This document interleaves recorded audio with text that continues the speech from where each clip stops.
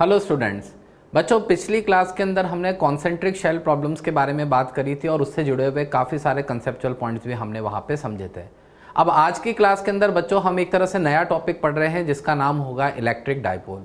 हमें इस टॉपिक को बहुत अच्छे से समझना है बच्चों, क्योंकि जो फॉर्मूले आप यहाँ पर जानेंगे आज की क्लास में, ऐसे फॉर्मूले एनालॉजी के साथ आगे जाके आपके मैग्नेटिक वाले एक चैप्टर में भी इस्तेमाल होंगे। तो इसलिए हमें सबके फॉर्मूले यहीं पर अच्छे से समझ लेने। अगर यहाँ हमने उन्हें अच्छे से समझ लिया है तो मैग्नेटिक में हमें कंपैरेटिवली वो चीज़ें आसान लगेगी। कई फॉर्मूलों को आप वहाँ पर डायरेक्टली एनालॉजी से निकाल सकेंगे। तो बच्चों, आज की क्लास स्टार्ट करते हैं। आज की क्लास का हमारा डिस्कशन टॉपिक है इलेक्ट्रिक डाइपोल। बच्चों, डाइपोल क्या होता है? वैसे तो काफ़ी हद तक आप इसकी डेफिनेशन इसके नाम में छुपी हुई देख सकते हैं। डाई मतलब यहाँ पर दो, एंड पोल का मतलब पोलरिटी है। दो ओपोजिट पोलरिटी के चार्जेस का एक सिस्टम होता है। डेफिनेशन क्या जरा देखिएगा। It is a system of two equal and opposite charges placed at a very short separation. बच्चों, दोनों चार्जेस मैग्नीट्यूड में बराबर होंगे, इक्वल चार्जेस, उनके नेचर हमेशा ऑपोजिट होंगे, प्लस एंड माइनस, और साथ के साथ में अगर आपने उनको बहुत शॉर्ट सेपरेशन पे रखा है, जब ये तीनों कंडीशन हमारी पूरी हो जाती है तो ऐसे सिस्टम को हम यहाँ पर इलेक्ट्रिक डाइपोल कह सकते हैं। बच्चों, शॉर्ट सेपरेशन का मतलब क्या है? शॉर्ट सेपरेशन का मतलब यहाँ ये होगा कि जिस पॉइंट्स पर आप कैलकुलेशन कर रहे हैं, मान लीजिए डाइपोल के कारण आप इलेक्ट्रिक फील्ड निकाल रहे हैं या फिर आप डाइपोल के कारण इलेक्ट्रिक पोटेंशियल निकाल रहे हैं, तो जिस डिस्टेंस पर आप ये कैलकुलेशन कर रहे हैं उसको हम आर कहेंगे, और वो जो आर है that will be much greater than dipole length. Dipole length के कंपैरिजन में आपके पॉइंट ऑफ ऑब्जर्वेशन की डिस्टेंस अगर बहुत ज़्यादा है तो ऐसे में हम डाइपोल को शॉर्ट डाइपोल कह सकते हैं। और शॉर्ट डाइपोल को मैं इस तरह से रेड कलर के एरो से यहाँ पे रिप्रेजेंट करूंगा। तो अब आप इधर देखिए, पहले तो जो ऊपर डेफिनेशन लिखी है उसको हम यहाँ रिप्रेजेंट कर देते हैं। System of two equal magnitude charges है, ऑपोजिट नेचर चार्जेस होने चाहिए, एक minus q and plus q होगा, और इनको हमने शॉर्ट सेपरेशन पे रखा है। वो शॉर्ट सेपरेशन यहाँ 2a के बराबर है। मैंने आपको बता दिया, शॉर्ट सेपरेशन का मतलब कंपैरेटिव वर्ड है, जिस डिस्टेंस पर आप कैलकुलेट कर रहे हैं उसके कंपैरिजन में जो डाइपोल की लेंथ है वो बहुत ही कम है। तो बच्चों, इस तरह के सिस्टम को डाइपोल कहा जाता है। और जैसा मैंने आपसे कहा, बार बार minus q plus q charge न दिखाकर हम इसको एक इस तरह के एरो से रिप्रेजेंट कर देते हैं। ये जो इस तरह का एरो हम दिखाते हैं ये शॉर्ट डाइपोल का ही रिप्रेजेंटेटिव होगा। आगे कई जगह आप फील्ड पोटेंशियल्स में देखेंगे हम इसी का इस्तेमाल कर रहे होंगे। अब बच्चों, सबसे पहली बात करते हैं यहाँ एक टर्म की जिसका नाम है electric dipole moment. Electric dipole moment को बच्चों पी वेक्टर से रिप्रेजेंट किया जाता है। क्या होता है इलेक्ट्रिक डाइपोल मोमेंट? सिंपल शब्दों में कहें तो ये किसी भी डाइपोल की स्ट्रेंथ को रिप्रेजेंट करता है। स्ट्रेंथ का रिप्रेजेंटेशन का मतलब है कि डाइपोल मोमेंट जितना ज़्यादा होगा, इलेक्ट्रिक डाइपोल मोमेंट जितना ज़्यादा होगा, आसपास किसी पॉइंट पर आर डिस्टेंस पर फील्ड भी उतना ही ज़्यादा क्रिएट होगा, पोटेंशियल भी ज़्यादा होगा। जैसे वही बात है, पॉइंट चार्ज का मैग्नीट्यूड अगर ज़्यादा है तो उसका क्या फिजिकल सिग्निफिकेंस है? उसका ये फिजिकल सिग्निफिकेंस है कि किसी पर्टिकुलर डिस्टेंस आर पर उसके कारण इलेक्ट्रिक फील्ड भी ज़्यादा होगा, वहाँ पर पोटेंशियल भी ज़्यादा होगा। तो उसी तरह से डाइपोल की स्ट्रेंथ का मेजर होता है इलेक्ट्रिक डाइपोल मोमेंट, और इसका फॉर्मूला होता है बच्चों either charge into dipole length. Either charge into dipole length से इसको निकाला जाता है। आइदर चार्ज का मतलब है किसी भी एक चार्ज का मैग्नीट्यूड लिखेंगे इंटू डाइपोल लेंथ।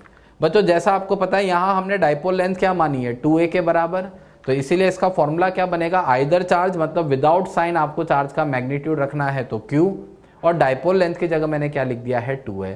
तो ये q into 2a, this is called electric dipole moment.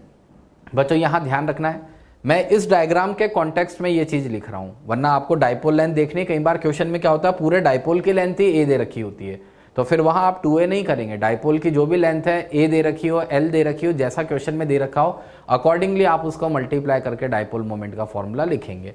और बच्चों, इसी को वेक्टर नोटेशन में भी लिखा जा सकता है, p वेक्टर बराबर q इंटू 2a वेक्टर। ये इसका वेक्टर फॉर्म है, ये इसका स्केलर फॉर्म हो गया है। अब सबसे पहली बात बच्चों, छोटे छोटे पॉइंट डिस्कस कर लेते हैं इसके रिगार्डिंग।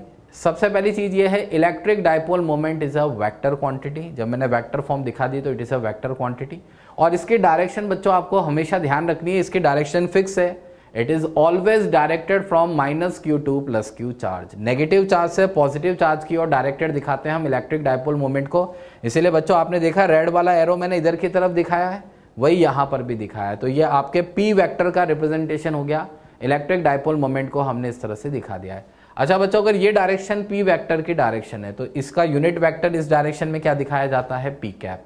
ये थोड़ा सा ध्यान रखना है, आगे चल के हम जब एक्सियल इक्वेटोरियल फील्ड्स पढ़ेंगे वहां पर इसका इस्तेमाल होगा। तो p वेक्टर की डायरेक्शन को तो बच्चों प्लस पी कैप लिखते हैं और इसकी ओपोजिट डायरेक्शन जो है उसको हम माइनस पी कैप वेक्टर इस तरह से यहां पर दिखा देते हैं। तो डायरेक्शन ध्यान रखनी बच्चों। इनफैक्ट यहां पर भी अगर आपका डाउट होता तो इसी में इसकी बात का जवाब छुपा हुआ है। आप कहते हैं कि भाई चार्ज स्केलर है, 2a तो डाइपोल की लेंथ है, लेंथ भी स्केलर है, स्केलर के ऊपर वेक्टर साइन कैसे लगा दिया। तो बच्चों यहाँ 2a पर जो वेक्टर है वो कन्वेंशनल वेक्टर है, वो डाइपोल मोमेंट की डायरेक्शन बताता है।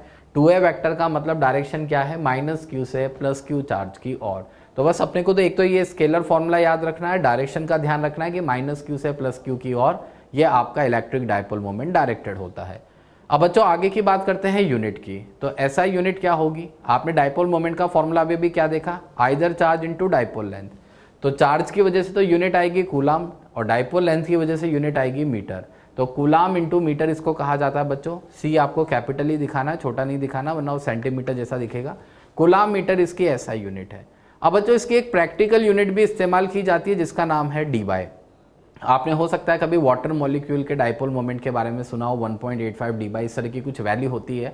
तो ये डी बाई क्या होता है बच्चों, अभी आपको यहाँ डिस्कशन में बात समझा दी जाएगी कि जो 1 कूलाम मीटर है वो बहुत बड़ी यूनिट है डाइपोल मोमेंट की। और practically day to day life में जिस तरह के डाइपोल मोमेंट से हम इंटरेक्ट करते हैं, जो डाइपोल से हम इंटरेक्ट करते हैं उनका डाइपोल मोमेंट बहुत छोटा निकल के आता है, वो कुछ डी बाई ऑर्डर का आता है।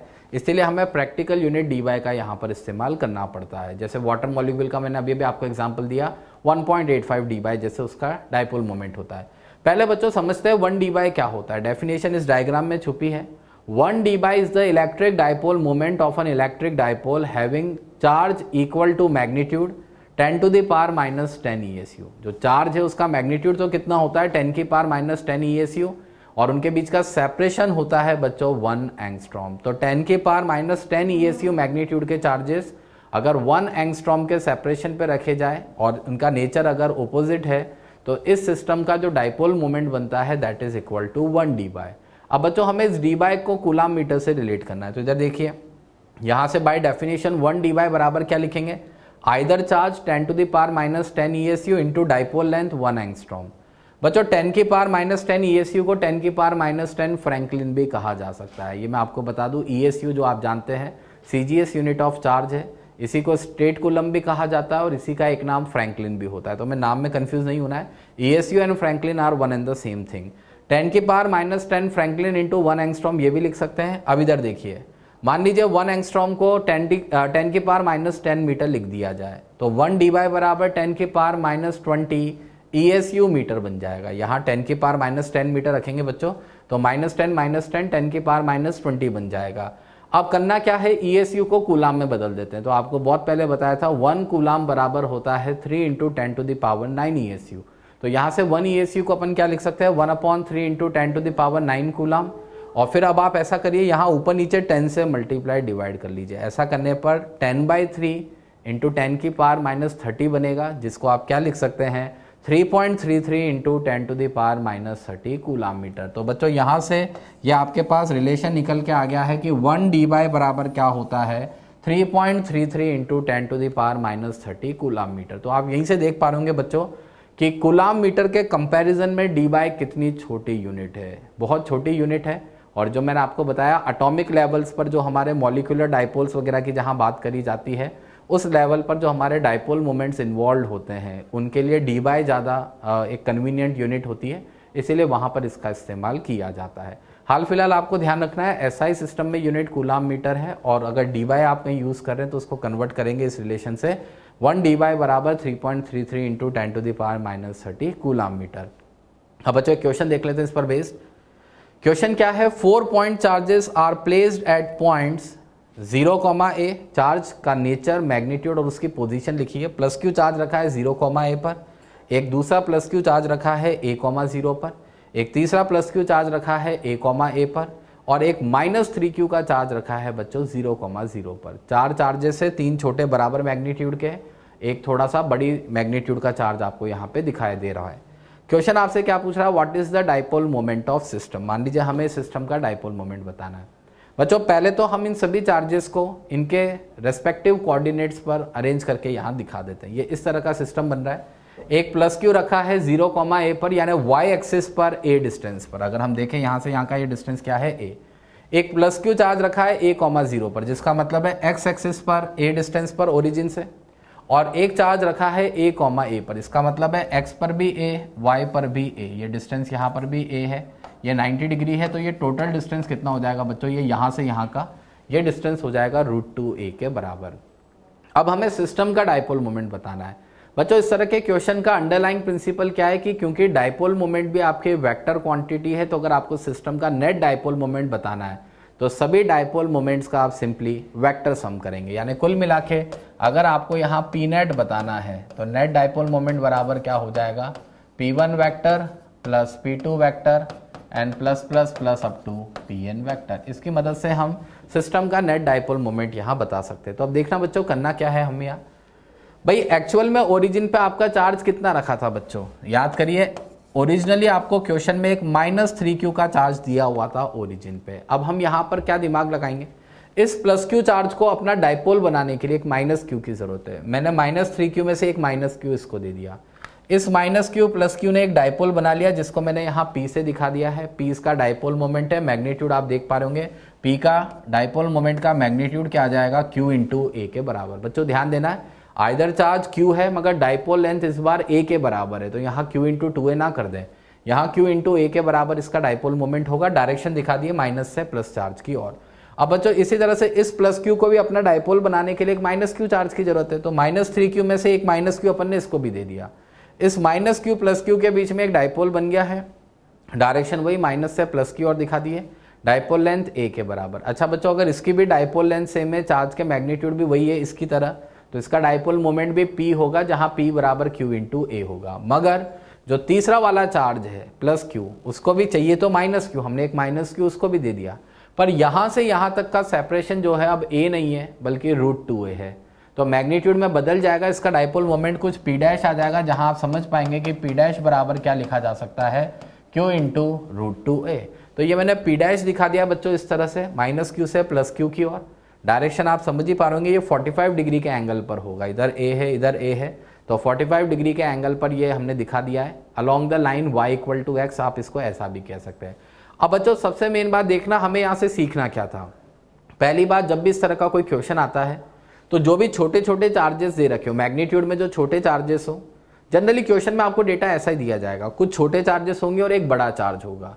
तो आप क्या करेंगे, जो छोटे चार्जेस है उनको अपना पेयर बनाने के लिए जो चार्जेस चाहिए वो बड़े में से उनको देते जाएं, और जनरली क्वेश्चन इस तरह से सेट होता है कि जो बड़े चार्ज का मैग्नीट्यूड है वो ऑटोमेटिकली उन चार्जेस को देने के बाद उसमें एडजस्ट हो जाता है। जैसे आपने देखा यहाँ -3q चार्ज था, तो हमने इसको एक तरह से क्या कहा कि हम सिंगल -3q चार्ज को 3 -q चार्जेस के कॉम्बिनेशन से रिप्लेस कर देते, 3 पॉइंट चार्जेस -q मान लेते हैं, उन तीनों ने अपने अपने डायपोल बना लिए। और बच्चों ये ध्यान रखना, एक चार्ज जब एक तरफ डायपोल बना रहा है तो फिर आप उसको दूसरे के साथ में कंसीडर नहीं करेंगे। ऐसा नहीं कि इस -q का इधर भी डायपोल बना दे इधर भी डायपोल बना दे, ये पूरा एक डायपोल है, ये चार्ज इसके साथ ऑक्यूपाई हो गया है, ये एक दूसरा डायपोल है, ये तीसरा डायपोल है। अब हमारे पास सिस्टम में 3 डायपोल है, उनके 3 डायपोल मोमेंट है और हमें उसका रिजल्टेंट बताना है। तो बच्चों रिजल्टेंट देखना, इधर ये वाला p और ये वाला p, इनके बीच में एंगल क्या है बच्चों 90 डिग्री, तो इनका रिजल्टेंट कितना हो जाएगा यहाँ √2p के बराबर। और जो इसका रिजल्टेंट होगा वो दोनों से 45 डिग्री के एंगल पर होगा, यानी along the line y equal to x होगा,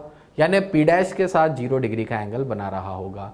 अब फाइनली अगर मैं नेट डायपोल मोमेंट बोलूँ सिस्टम का, तो √2p और p डैश के बीच में एंगल 0 डिग्री है, तो इनके मैग्नीट्यूड यहाँ सिंपली एड अप हो जाएंगे। तो p नेट बराबर क्या लिखेंगे बच्चों अपन, p dash plus √2p, p dash की वैल्यू लिखेंगे अपन q इंटू √2a, और इसी तरह से √2p में p की जगह क्या लिखेंगे qa। आपको बताया था अभी p का मैग्नीट्यूड क्या है q इंटू a, ये p और ये वाला p डैश यहाँ पर है बच्चों, √2q है प्लस √2q है, जोड़ के देख लीजिए आपका नेट डायपोल मोमेंट मैग्नीट्यूड में कितना आ गया है 2√2 टाइम qa के बराबर। और डायरेक्शन की बात करी जाए तो आप कहेंगे कि this will be along y equal to x line. अगर आपसे ऐसे ऑप्शंस दे दिए जाए तो आप क्या कह सकते हैं कि this is along y equal to x line, क्योंकि ओरिजिन से पास होने वाली और दोनों एक्सिस से 45 डिग्री के एंगल पर जो लाइन गुजरती है उसकी equation y equal to x होती है, तो हमने इसकी डायरेक्शन भी इस तरह से बता दिए। अच्छा बच्चों, आप इस क्वेश्चन को वेक्टर अप्रोच से भी कर सकते थे, जो आपको सही लगे आप उससे करें। अगर मैं इसको वेक्टर अप्रोच से करता तो इधर देखिएगा, मुझे इन तीनों का वेक्टर सम करना है, तो देखना इसका अपन वेक्टर में क्या लिखेंगे dipole moment qa i cap, इस वाले का अपन वेक्टर में क्या लिखेंगे, dipole moment plus Q A J cap, और इस वाले का डाइपोल मोमेंट आप वेक्टर में क्या लिखेंगे, तो इसका मैग्नीट्यूड तो क्या था बच्चों, √2 क्यू ए। और आपको पता होगा आई कैप जे कैप के बीचों बीच 45 डिग्री पे ये वाली जो डायरेक्शन होती है, इस डायरेक्शन का यूनिट वेक्टर क्या होता है बच्चों, i cap plus j cap by √2।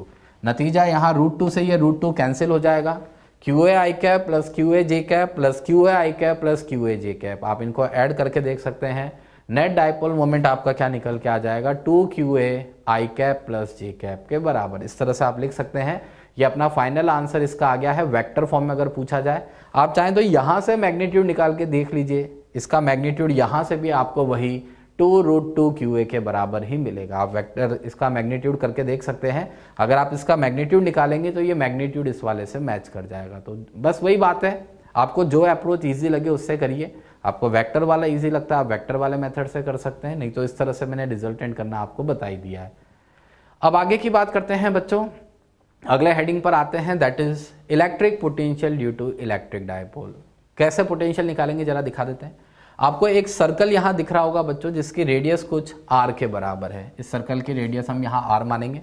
एक शॉर्ट डायपोल यहां इस सर्कल के सेंटर पे रखा हुआ है। बच्चों शॉर्ट डायपोल से मतलब यहां फिर वही होगा कि जो डायपोल की लेंथ है वो इस डिस्टेंस r के कंपैरिजन में बहुत कम है। हम सारे के सारे कैलकुलेशंस इसी के साथ कर रहे हैं। इस तरह से रेड कलर से जो मैं दिखा रहा हूँ, शॉर्ट डायपोल की बात करें, शॉर्ट डायपोल से मतलब मेरा यही है कि जो लेंथ ऑफ डायपोल है that is much smaller as compare to distance r। इस सर्कल पे 4 पॉइंट आपको दिख रहे होंगे बच्चों, ए बी सी डी। हमें अभी इन सब पर पोटेंशियल की बात करनी है। अभी मैं कोई आर्बिट्ररी पॉइंट पी की यहाँ पे बात कर रहा हूँ बच्चों। पॉइंट पी के लिए सेंटर ऑफ डायपोल से जो पोजीशन वेक्टर जाता है उसको मैंने आर वेक्टर दिखा रखा है, और आर वेक्टर और पी वेक्टर के बीच में जो एंगल बन रहा है that is equal to theta. ये मैंने यहाँ पर डायग्राम आपको दिखा दिया है। अब आपसे पूछा जाए कि बताइए इस पॉइंट पी पर इलेक्ट्रिक डायपोल के कारण पोटेंशियल क्या होगा, तो मैं आपको पहले फॉर्मूला बता देता हूँ बच्चों। हमें पहले ये रिजल्ट ही याद रखना है। इस पॉइंट पी पर इस डायपोल के कारण, शॉर्ट डायपोल के कारण जो पोटेंशियल होगा that will be equal to kp cos theta upon r square. ये अपना पोटेंशियल का फॉर्मूला आ गया है यहाँ, kp cos theta upon r square. p is the dipole moment, theta is the angle between p vector and r vector जैसा यहाँ दिख रहा है आपको, and small r is the distance from centre of dipole to the point p। इनके बीच की दूरी को हमने r कहा है। बच्चों इसको आप डॉट प्रोडक्ट फॉर्म में भी ऐसे लिख सकते हैं। आप इसको k p dot r vector upon r cube भी लिख सकते हैं। आप डॉट प्रोडक्ट ओपन करके देख लीजिए, पी आर कॉस थीटा, ऊपर का r नीचे के r क्यूब को r स्क्वायर टाइम कैंसिल कर देगा, तो उससे आपका फॉर्मूला यही बन जाएगा। और साथ के साथ यहाँ से आप ये भी कहेंगे कि अगर v और r में रिलेशन पूछा जाए कि किसी डायपोल के लिए अगर थीटा और p फिक्स रखे जाए तो v और r में क्या रिलेशन होगा, तो आप क्या कहेंगे, v will be inversely proportional r square not r cube, क्योंकि ये r क्यूब यहाँ पर कैंसिल आउट हो जाता है। अच्छा बच्चों, अब इसमें एक डाउट ये आता है कि ये फॉर्मूला तो आ गया, हम इसको याद ही रखेंगे, कंपटीशन के पॉइंट ऑफ व्यू से हमें फॉर्मूला याद रखना है, पर फिर भी कई बार डाउट आता है कि ये फॉर्मूला कैसा है। तो मैं आपको इसके बारे में थोड़ा सा बता देता हूँ। आपको इसका डेरिवेशन जो है बच्चों एनसीईआरटी में दे रखा है, मॉड्यूल में भी आपको मिल जाएगा। अगर हम इस डायपोल को समझ पा रहे हैं तो ये माइनस क्यू चार्ज है एक, यहाँ एक प्लस क्यू चार्ज है, जैसे सेंटर ऑफ डायपोल, और ये एंगल थीटा यहाँ पर इस तरह से दिखा रखा है। अब इसके कारण अगर आप किसी पॉइंट पी पर मान लीजिए पोटेंशियल निकाल रहे डायपोल के कारण, तो डायपोल में दरअसल है क्या, 2 पॉइंट चार्जेस ही तो है, और उनका यहाँ पर पोटेंशियल हमें देखना है। तो बच्चों ऐसा कर देते हैं, इससे डिस्टेंस को r माइनस बोल देते हैं, पॉजिटिव चार्ज से डिस्टेंस को मैंने कुछ r प्लस बोल दिया। देख पा रहे होंगे आप, ये पॉजिटिव चार्ज है, इससे डिस्टेंस r प्लस है, ये नेगेटिव चार्ज है, इससे डिस्टेंस क्या है, r माइनस। अब अगर आप पॉइंट पी पर नेट पोटेंशियल निकालेंगे तो पॉजिटिव चार्ज के कारण कितना होगा बच्चों, के क्यू अपॉन आर प्लस, और ऐसे नेगेटिव चार्ज के कारण अगर आप पोटेंशियल निकालेंगे वहां तो क्या लिखेंगे, k minus q upon r minus. बच्चों इसके बाद के स्टेप्स आप आराम से एनसीईआरटी में देख सकते हैं, कोई भी स्टैंडर्ड बुक्स में देख सकते हैं। फिर एक कोसाइन फॉर्मूले का इस्तेमाल करके हम आर माइनस और आर प्लस को आर की टर्म में लेकर जाएंगे, और फिर जो अप्रोक्सीमेशन है हमारा कि जो डिस्टेंस आर है वो डायपोल की लेंथ के कंपैरिजन में बहुत ज़्यादा है, उस अप्रोक्सीमेशन को रखने के बाद फाइनली आपको ये वाला रिजल्ट मिल जाएगा। तो मैं फिर से दोहरा देता हूँ बच्चों, ये जो फॉर्मूले हम लिख रहे हैं यहाँ पर, ये सभी शॉर्ट डायपोल्स के लिए वैलिड है। शॉर्ट डायपोल का मतलब ये है कि जो सेपरेशन है, डिस्टेंस आर जो है पॉइंट पी का, वो डायपोल के लेंथ के कंपैरिजन में बहुत ज़्यादा है। और ये बात आगे इलेक्ट्रिक फील्ड पे भी लागू रहेगी। इनफैक्ट जहाँ पर भी हम जो भी क्वेश्चन करेंगे अगली 1-2 क्लास में, उन सभी जगह पर हम ये मान के चलेंगे शॉर्ट डायपोल का मतलब क्या है कि जो डायपोल लेंथ है that is much smaller as compare to distance r. अब बच्चों आगे की बात इधर सुने। मान लीजिए आपसे एक्सियल पॉइंट ए और सी पर पोटेंशियल पूछा जाए। एक्सियल पॉइंट का मतलब क्या है बच्चों, इस लाइन को एक्सियल कहा जाता है। दोनों चार्जेस को मिलाने वाली लाइन अगर आप देख पा रहे हो, जैसे यहाँ minus q plus q charge होगा, तो इन दोनों चार्जेस को मिलाने वाली लाइन क्या कहलाती है बच्चों, एक्सियल लाइन। और इससे 90 डिग्री पर जो परपेंडिकुलर होती है ये लाइन सेंटर से गुजरने वाली, इसको हम क्या कहते हैं, इक्वेटोरियल लाइन। अभी बस आप ये बताइए कि अगर मैं इस पॉइंट पी को गिराकर यहाँ ए पर इस तरह से लेकर आ जाऊं, आप इस पॉइंट पी को गिराकर ए पर ले आइए, तो आर वेक्टर और पी वेक्टर के बीच में एंगल थीटा क्या बनेगा, 0 डिग्री। फॉर्मूले में रख दीजिए k p cos 0 upon r square. तो बच्चों आपको दिखेगा ए पॉइंट पर पोटेंशियल क्या आ जाएगा, plus k P by are square के बराबर है। This is the maximum potential, क्योंकि कॉस थीटा की मैक्सिमम वैल्यू पॉजिटिव वैल्यू +1 हो सकती है। अच्छा बच्चों, इसी तरह से पॉइंट सी की बात करी जाए, अगर आप इस पी को घुमाकर यहाँ सी पर ले आएंगे तो आप खुद देखिए आर वेक्टर घूम के ऐसे पीछे चला जाएगा और आर वेक्टर और पी वेक्टर के बीच में एंगल थीटा कितना बनेगा, 180 डिग्री के बराबर। थीटा 180 डिग्री होगा तो k p cos theta upon r square में थीटा 180 रख दीजिए। वीसी की वैल्यू क्या आ जाएगी बच्चों, minus k p by r square. And this is a minimum value, क्योंकि कॉस की मोस्ट नेगेटिव वैल्यू जो है वो -1 ही होगी, तो ये आपको मिनिमम पोटेंशियल यहाँ पर मिल रहा है। तो plus k p by r square maximum है ए पॉइंट पर और सी पर मिनिमम है। और बच्चों अब इधर सुनिए, मान लीजिए आपसे इक्वेटोरियल पॉइंट बी और डी की बात करी जाए, तो पहले तो आप डायग्राम से भी देख सकते हैं, अगर मैं पी को घुमाकर बी पर ले जाता हूं तो एंगल थीटा कितना हो जाएगा, 90 डिग्री। ये देखिए थीटा 90 डिग्री। और अगर आप पी को घुमाकर डी पर ले जाएंगे तो आपका थीटा कितना हो जाएगा बच्चों, 270 डिग्री। कॉस 90 भी 0 होता है, कॉस 270 भी 0 होता है, इसीलिए आपको बी और डी दोनों पॉइंट्स पर पोटेंशियल की वैल्यू क्या मिलेगी बच्चों, 0। बी बराबर वी डी होगा और दोनों पे पोटेंशियल 0 होगा।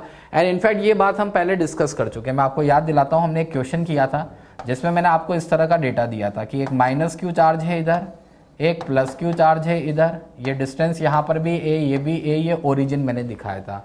और फिर आपको ऐसा कहा था कि अगर वाई एक्सिस पर आप कोई भी पॉइंट लेते हैं इस तरह से, तो जितना डिस्टेंस आर इधर होगा उतना ही डिस्टेंस आर इधर होगा।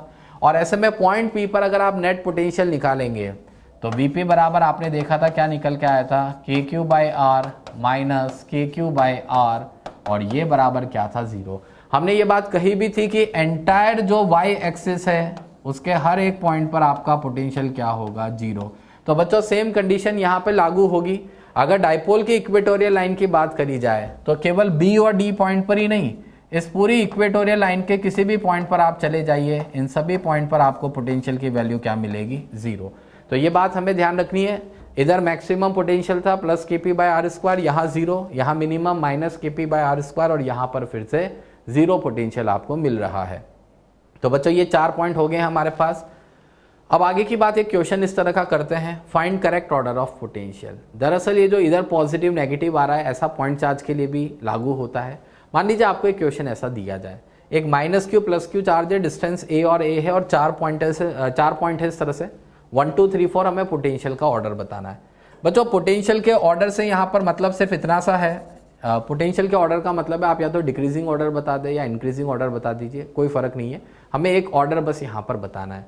सबसे पहली बात इधर देखना है, इसका कारण मैं आपको सिंपल बताता हूँ। अगर हम इसको पहले पॉइंट चार्ज की तरह से डील करते हैं, तो पॉइंट चार्ज की तरह से डील करने पर मान लेते हैं ये डिस्टेंस क्या है, r1, और नेगेटिव चार्ज से जो इसका डिस्टेंस है उसको मैंने क्या दिखा दिया है, r2। पॉजिटिव चार्ज से डिस्टेंस r1 है, नेगेटिव चार्ज से जो डिस्टेंस है वो कितना है, r2। अब अगर मैं 1 नंबर पॉइंट पर नेट पोटेंशियल लिखूं तो आप v1 बराबर क्या लिखेंगे, पॉजिटिव के कारण तो के क्यू बाय r1, और नेगेटिव के कारण माइनस के क्यू बाय r2। के क्यू बाय r1 इसके कारण और माइनस के क्यू बाय r2 इसके कारण। बच्चों क्लियर दिख रहा है कि r1 की वैल्यू लेस देन r2 है, यानी यहाँ कौन सा वाला पोटेंशियल डोमिनेट करेगा, पॉजिटिव वाला, और इसीलिए पॉजिटिव वाला डोमिनेट करेगा तो नेट पोटेंशियल आपका ग्रेटर देन 0 आएगा, जिसका मतलब क्या है कि ये पोटेंशियल पॉजिटिव आएगा। इस पॉइंट पर आपको पॉजिटिव पोटेंशियल मिलेगा। बच्चों अब इधर सुनना, अभी अभी जो बात करी थी हमने, 2 और 4 नंबर पॉइंट पर अगर आप जाएंगे तो जितना डिस्टेंस यहाँ से इधर है वैसा ही इधर होगा, मतलब इक्वी डिस्टेंट वाला केस होगा। अभी भी बात करी ना बच्चों अपन ने, जैसे ये और ये, तो जितना डिस्टेंस इधर r है उतना ही डिस्टेंस इधर r होगा, और इसीलिए दोनों के पोटेंशियल यहाँ पर कैंसिल आउट हो जाएंगे। तो इस केस में आपका v2 और v4 ये दोनों बराबर क्या निकल के आ जाएंगे, 0। अच्छा बच्चों अब 3 नंबर पॉइंट की बात कर लेते हैं। तो ऐसा मान लो इस बार नेगेटिव चार्ज से जो इसकी दूरी है 3 नंबर पॉइंट की, नेगेटिव चार्ज से डिस्टेंस मैंने r2 मान ली है, और पॉजिटिव चार्ज से जो डिस्टेंस है वो मैंने इस तरह से r1 मान ली है। अब 3 नंबर पॉइंट पर अगर मैं नेगेटिव चार्ज के कारण पोटेंशियल लिखता हूं तो क्या लिखूंगा बच्चों, इधर देखिएगा, नेगेटिव चार्ज का पोटेंशियल तो होगा माइनस के क्यू बाय R2 और पॉजिटिव चार्ज के कारण यहाँ क्या होगा प्लस के क्यू बाय R1।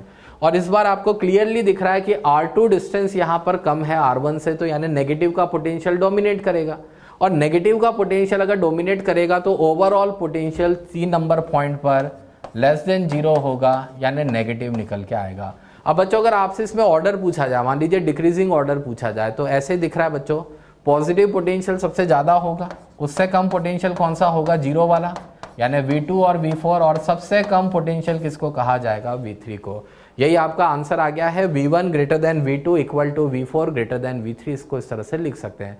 बच्चों ये बात हमने यहाँ इसलिए डिस्कस करी क्योंकि अगर अभी आप डाइपोल के पोटेंशियल जब देखेंगे, क्वाड्रेंट वाला एक कॉन्सेप्ट मैं आपको बताऊंगा, डाइपोल के पोटेंशियल भी इस तरह से इधर इधर पॉजिटिव आएंगे, आप अभी देखेंगे इधर इधर की साइड डाइपोल के पोटेंशियल पॉजिटिव आएंगे, इधर इधर नेगेटिव आएंगे।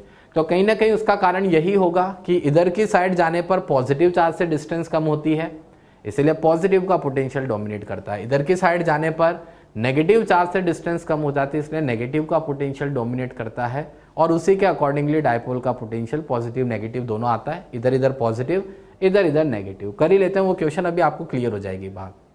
बच्चों सबसे पहली बात इधर देखिए, अगर डिस्टेंस r हम सेम रख रहे हैं और डाइपोल मोमेंट तो कांस्टेंट ही है, ऑब्वियस सी बात है, आप देख पा रहे होंगे। अगर इस पूरे सर्कल पर बात करी जाए तो ये डिस्टेंस r आपने सब जगह क्या रखी है, सेम, और अगर p भी सेम है तो ऐसे में v is directly proportional cos theta. तो अगर आपसे कहा जाए कि v और थीटा के बीच में ग्राफ बनाइए, पोटेंशियल और थीटा के बीच में ग्राफ बनाइए, तो आप एक cos का ग्राफ यहाँ पर दिखाएंगे, v directly proportional cos theta. अच्छा बच्चों देखना ये सारे पॉइंट्स यहाँ पर क्या इंडिकेट कर रहे हैं, आपने देखा था अभी a पॉइंट पर थीटा की वैल्यू कितनी थी बच्चों, 0 डिग्री, ये रहा थीटा 0 डिग्री का ये पॉइंट है, ये a वाला पॉइंट है वहां के हिसाब से, और वहां अपना पोटेंशियल कितना आया था, plus KP by r square, maximum दिखा रखा है, ये मैक्सिमम पोटेंशियल है, ये मिनिमम पोटेंशियल है, minus KP by r square. बच्चों फिर B पॉइंट पर जब आप गए थे तो आपने देखा था थीटा की वैल्यू कितनी हो गई थी, 90 डिग्री, B पॉइंट पर पोटेंशियल 0 था, दिख भी रहा है कि पोटेंशियल 0 है। फिर आपने देखा कि C पॉइंट पर जब आप गए थे तो थीटा बराबर कितना हो गया था बच्चों, 180 डिग्री, 180 डिग्री पर आपको लीस्ट पोटेंशियल मिल रहा था, minus KP by r square. और फिर जब आपने देखा आप D पॉइंट पर जाते हैं तो D पॉइंट पर थीटा 270 डिग्री हो जाता है, वहां पोटेंशियल फिर से 0 हो जाता है। बच्चों क्या दिख रहा है आपको, क्लियर दिख रहा होगा। अगर आपसे कोई वेरिएशन पूछा जाए आप बता सकते हैं कि एंगल बढ़ाने पर 0 से π/2 यहाँ पोटेंशियल कम हो रहा है, कहाँ ज्यादा हो रहा है, वो ग्राफ से आप बता सकते हैं। मेन बात मुझे दिख रही है कि फर्स्ट एंड फोर्थ क्वाड्रेंट में कॉस पॉजिटिव होता है, इसलिए यहाँ पर पोटेंशियल भी पॉजिटिव होगा, और सेकंड एंड थर्ड क्वाड्रेंट में कॉस नेगेटिव होता है, इसीलिए यहाँ पोटेंशियल भी नेगेटिव होगा। इसका मतलब ये हुआ कि अगर आपका point P, this is the first quadrant, this is the second quadrant, ये आपका थर्ड क्वाड्रेंट है, और ये यहाँ पर फोर्थ क्वाड्रेंट है। कहने का मतलब ये कि अगर आप पॉइंट P को यहाँ BAD वाले सेमी सर्कल पे, यहाँ कहीं पे भी ले लीजिए, ये पॉइंट इस जगह पर कहीं पर भी अगर ये पॉइंट होगा तो इन सभी पॉइंट्स पर पोटेंशियल की वैल्यू आपको क्या मिलेगी बच्चों, पॉजिटिव। इधर इधर के हिस्से में सभी जगह पोटेंशियल आपको पॉजिटिव मिलेगा। अभी भी पिछले क्वेश्चन में मैंने आपको बताया था, ये ग्राफ से भी बात आ रही है, लॉजिक से भी समझ पा रहे हैं कि इधर प्लस क्यू चार्ज से दूरी कम होगी, इसलिए प्लस वाले का पोटेंशियल यहाँ डोमिनेटिंग है। सिमिलरली बच्चों अगर देखा जाए BCD वाला इधर का जो सेमी सर्कल है, यहाँ आप कोई भी पॉइंट ले लीजिए, इधर के सभी पॉइंट्स पर आपको पोटेंशियल की वैल्यू नेगेटिव मिलेगी। कारण हम समझ पा रहे हैं, एक तो इससे भी समझ में आ रही है बात, दूसरी बात वही इधर किसी भी पॉइंट पर अगर आप जाएंगे तो नेगेटिव चार्ज से दूरी कम होगी, यानी नेगेटिव का पोटेंशियल डोमिनेट करेगा, और इसीलिए इधर सभी जगह आपको पोटेंशियल की वैल्यू नेगेटिव मिल रही है। तो देखा बच्चों ग्राफ हमें क्लियर है यहाँ पर, और ये भी पता चल गया कि किसी भी डाइपोल का पोटेंशियल जो है वो आपका डिस्टेंस r थीटा दोनों पे निर्भर करता है, पॉजिटिव भी हो सकता है, नेगेटिव भी हो सकता है, डिपेंडिंग ऑन द कंडीशन की पॉइंट P कहाँ है, थीटा एंगल कैसे लिया जा रहा है, इन सब पे ये चीजें यहाँ पे डिपेंड करेगी।